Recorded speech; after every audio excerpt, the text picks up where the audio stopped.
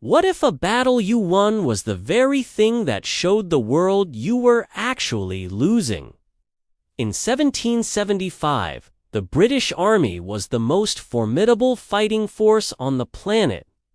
When they charged up a hill outside Boston on June 17th, they expected to sweep aside a ragtag militia. Instead, they walked straight into a slaughter. This is the story of the Battle of Bunker Hill, the bloody confrontation that proved the American Revolution would be a war to the death. In the spring of 1775, Boston was a city under siege, not by a foreign power, but by its own people. Thousands of colonial militiamen from Massachusetts, Connecticut, New Hampshire, and Rhode Island had swarmed the city's outskirts, bottling up the British garrison inside the Boston Peninsula. The first shots of the Revolution had been fired 2 months earlier at Lexington and Concord, and the raw anger from that clash hadn't dissipated. It had hardened into a grim resolve. The British commander, General Thomas Gage, found himself in an impossible position. His forces, though professional and well-equipped, were trapped. The city was ringed by colonial forces holding the high ground, a constant, silent threat. From those heights, American cannons could, in theory, bombard his troops and even the Royal Navy ships anchored in the harbor. The situation was a powder keg, and fresh sparks were arriving from London.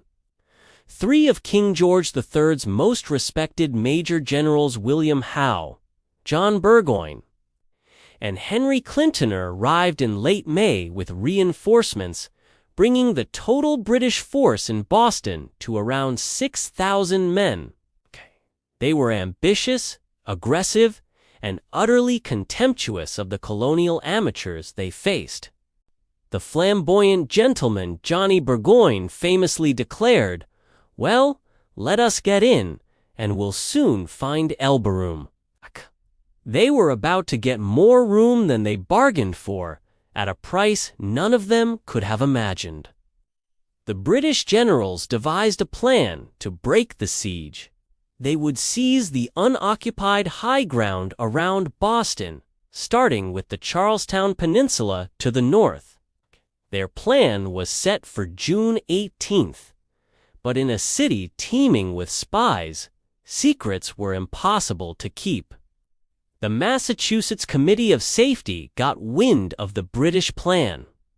They knew they had to act first. Their decision was just as bold as the British one. They would beat them to the punch and fortify the hills themselves. On the night of June 16th, about 1,200 colonial militiamen assembled on the Cambridge Common. Their commander was Colonel William Prescott, a tall, imposing veteran of the French and Indian War. He was joined by Israel Putnam, a grizzled, almost legendary figure from Connecticut. These were the men tasked with leading the expedition. Their orders were to fortify the taller Bunker Hill. But as they marched under the cover of darkness, a fateful and still debated decision was made. Kay passed over Bunker Hill and descended to the lower, more aggressive position of Breed's Hill. It was closer to Boston, more exposed, and a direct, in-your-face challenge to the British. Why?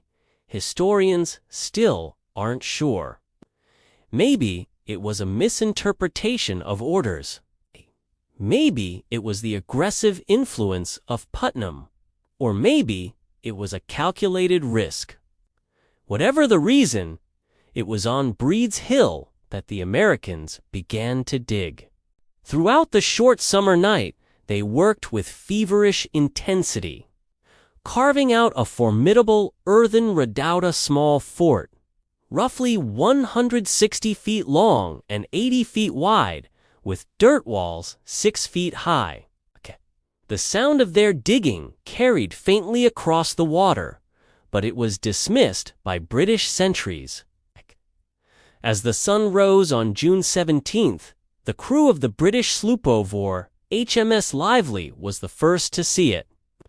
There, on Breed's Hill, where nothing had been the night before, now stood a defiant, dirt-caked fort, bristling with armed men.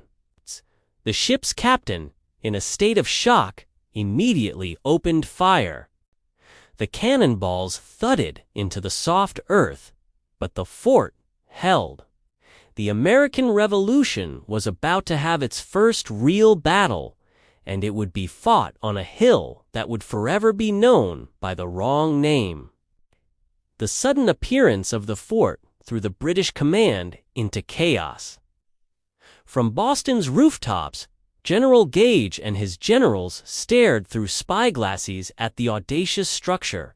It was an insult, a challenge they couldn't ignore. General Clinton, the cautious strategist, immediately saw the danger. He proposed a swift landing on the narrow neck of the peninsula to cut off the colonists' only retreat. It was a sound plan that could have ended the fight with minimal bloodshed. But he was overruled. General William Howe, given command of the assault, saw things differently. He viewed the militia as an undisciplined rabble who needed to be taught a lesson. Direct, frontal assault, he argued, would not only dislodge them, but also demonstrate the terrifying futility of standing against British regulars. It was a decision born of arrogance, and it would send hundreds of his men to their graves. The plan was set. About 2,400 troops would participate. Howe would lead the main assault up the hill, while a smaller force attacked the redoubt directly. On Breed's Hill, the Americans watched the British prepare. They'd been digging all night, with little food or water under a relentless sun. Though mostly ineffective, naval bombardment was fraying their nerves. Colonel Prescott knew he had to hold them together. Legend says he calmly walked the top of the parapet in full view of the British gunners to steady his men's resolve. As the morning wore on, reinforcements trickled in. 2 New Hampshire regiments, led by the tough John Stark, arrived. Stark calmly led his men to the most vulnerable part of the American line, a gap between the breastwork and the Mystic River. There, his men quickly built a crude but effective wall by stuffing fence rails with hay. This rail fence would prove to be a critical part of the defense. Around 3 p.m., the British were ready. Over 2,000 soldiers in bright red coats were rowed across the river. They formed up in perfect parade ground lines, bayonets glistening.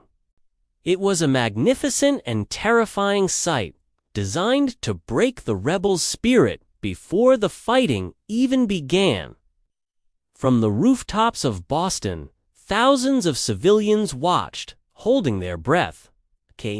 Inside the redoubt and along the rail fence, American officers gave their final, desperate instructions.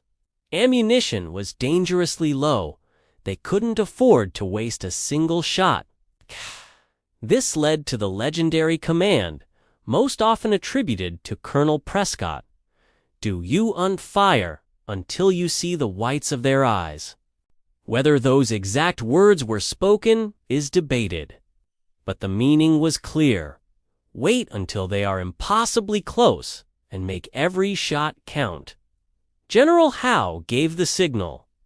The British lines began to advance a slow, methodical, seemingly unstoppable wave of red, marching into a meat grinder.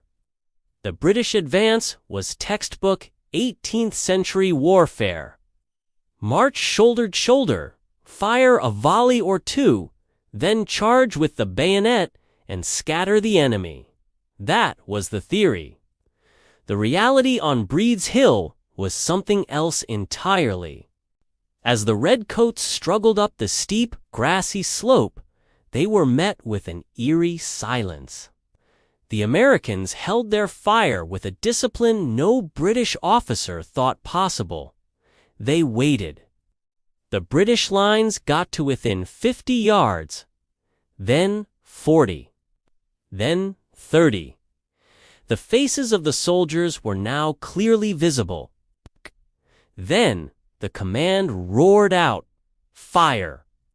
A massive volley erupted from the redoubt and rail fence. The front ranks of the British assault simply vanished, cut down in a storm of lead. The pristine lines dissolved into chaos and death.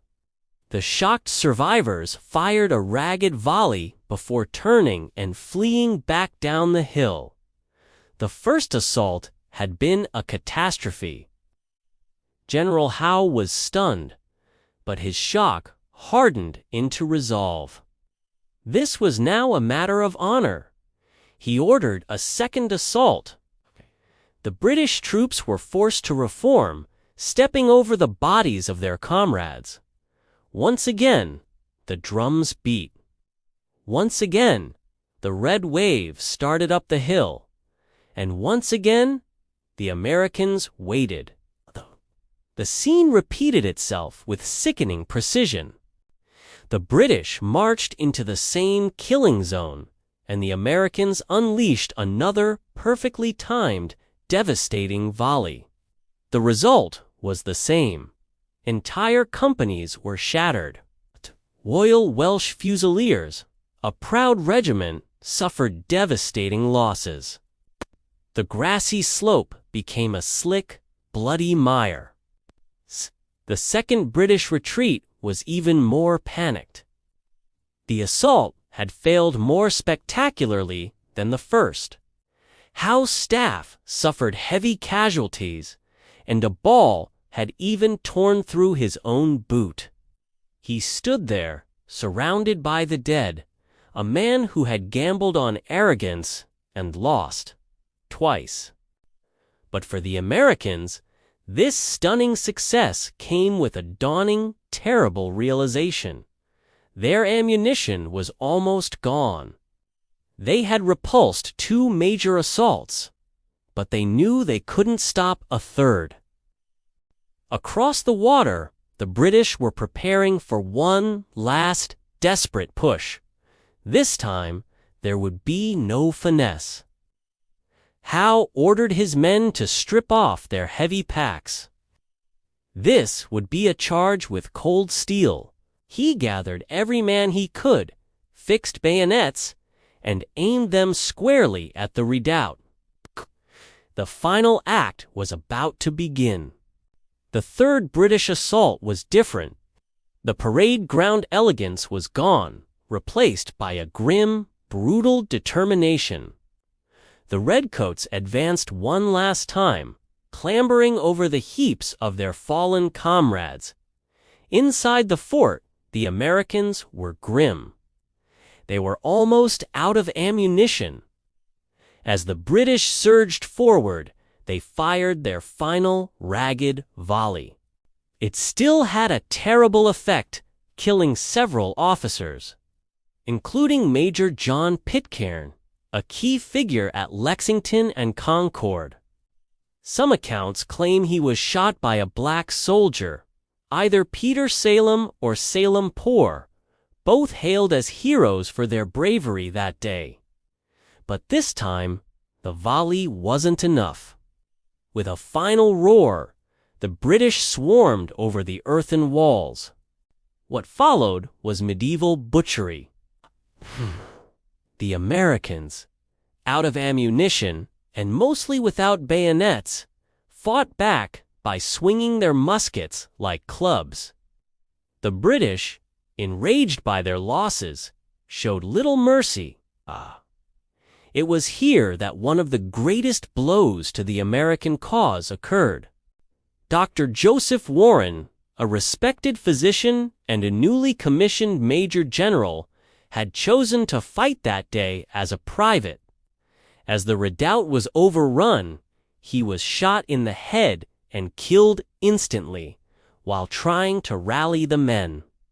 His death was a devastating loss, seen by many as a greater blow than losing the hill itself. Colonel Prescott, seeing the fight was hopeless, finally ordered a retreat. The escape was chaotic and bloody, and it's where the Americans suffered most of their casualties. But it wasn't a total rout. The men at the rail fence under John Stark provided crucial covering fire, holding off the British long enough for most of the survivors to escape. By 5 p.m., it was over. The British stood victorious on the hill, but the scene was one of absolute horror. They had won the ground, but at a sickening cost. Official figures put the British casualties at 1,054, with 226 dead and 828 wounded. American losses, while severe, were far lower, around 411, with 140 killed and 271 wounded.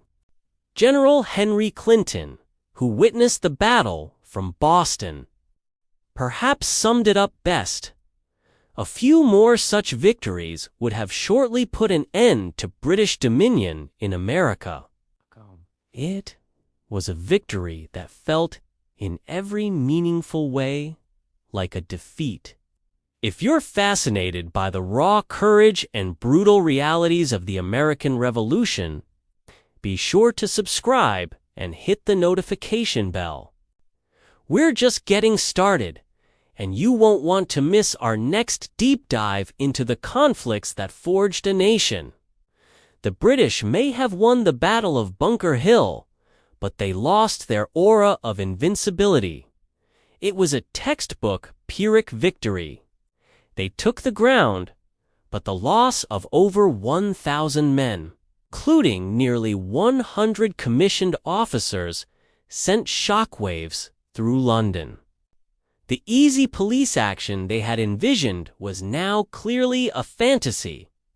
The battle instilled a deep-seated caution in the British command, making them far more hesitant to order large-scale frontal assaults for much of the war.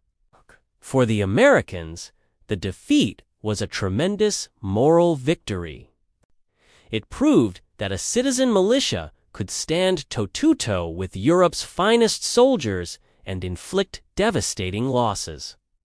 The story of Bunker Hill spread like wildfire, boosting morale and inspiring thousands more to join the cause. It transformed a local rebellion into a true continental war, hardening attitudes on both sides and making any peaceful reconciliation nearly impossible. The battle created American heroes. Men like William Prescott, Israel Putnam, and the fallen Joseph Warren became icons. The sacrifice was eventually memorialized by the towering Bunker Hill Monument, a granite obelisk completed in 1843, which stands today not as a marker of defeat, but as a testament to the moment the colonists proved they were willing to pay any price for liberty. Bunker Hill wasn't the largest or most complex battle of the Revolution, but it was arguably the most important. It was the moment the war became real. It was a bloody lesson that showed the British the fight ahead would be long and bitter, and it proved to the Americans that they had the courage to see that fight through to the very end.